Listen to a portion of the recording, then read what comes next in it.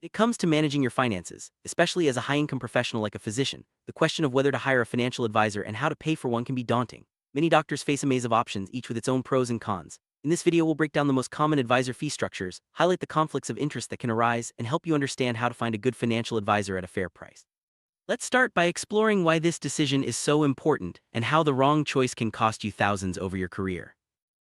Financial advisors typically charge for their services in one of four main ways: commissions, assets under management, AUM, fees, annual retainers, or hourly fees. Some advisors even use a combination of these methods. Each model comes with its own set of incentives and potential conflicts. Understanding these fee structures is the first step toward making an informed decision about who to trust with your financial future. In the next scenes, we'll dive into each model, starting with commission. Mission-based advisors earn money by selling you financial products such as insurance or investment funds. The problem: the products with the highest commissions are often the worst for you. This creates a powerful conflict of interest. Your advisor may be tempted to recommend what pays them best, not what's best for you. Over time, this can lead to high costs, poor investment performance, and frequent switching between products. For most investors, commission-based advice is best avoided.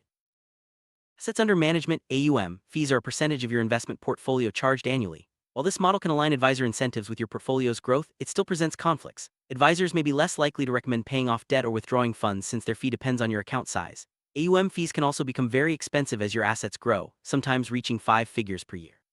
Still, many reputable advisors use this model, and it's often better than commissions. Let's look at how AUM fees add up.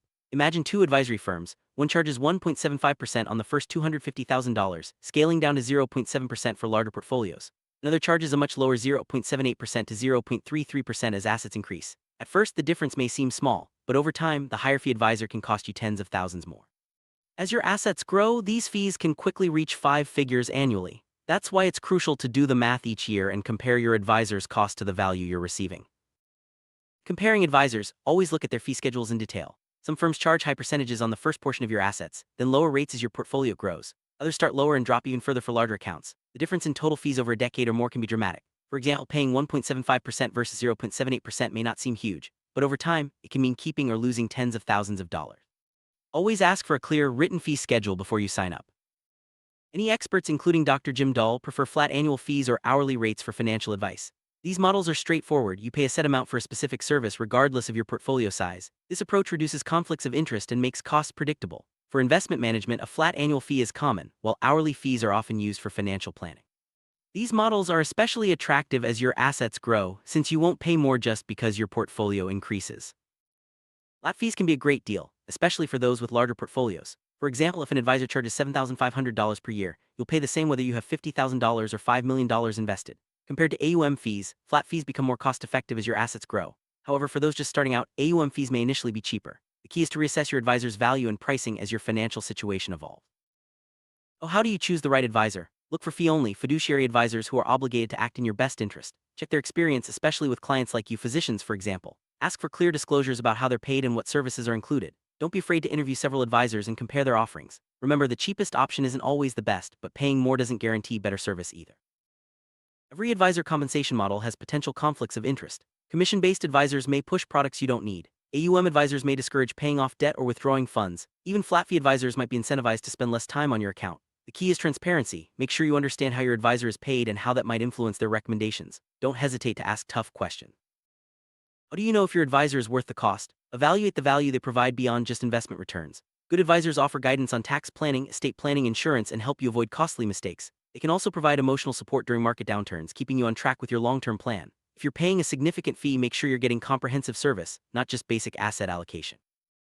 Some doctors and professionals choose to manage their finances themselves, especially after gaining financial literacy. DIY investing can save you thousands in fees, but it requires time, discipline, and a willingness to learn. For others, hiring an advisor brings peace of mind and helps avoid mistakes. There's no one-size-fits-all answer. The right choice depends on your interest, knowledge, and comfort level with managing money. Be wary of advisors who push complex products, charge high fees without clear value, or lack transparency about their compensation. Avoid those who promise to beat the market or guarantee returns. Instead, look for advisors who use simple, low-cost investment strategies and focus on your overall financial well-being. Don't hesitate to walk away if something doesn't feel right.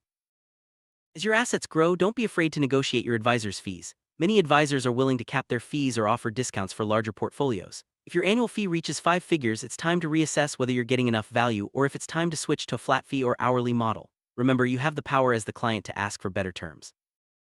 Finding a good financial advisor at a fair price is possible, but it requires education, vigilance, and a willingness to ask questions. Whether you choose to DIY or hire a professional, always understand how your advisor is compensated and what value they bring.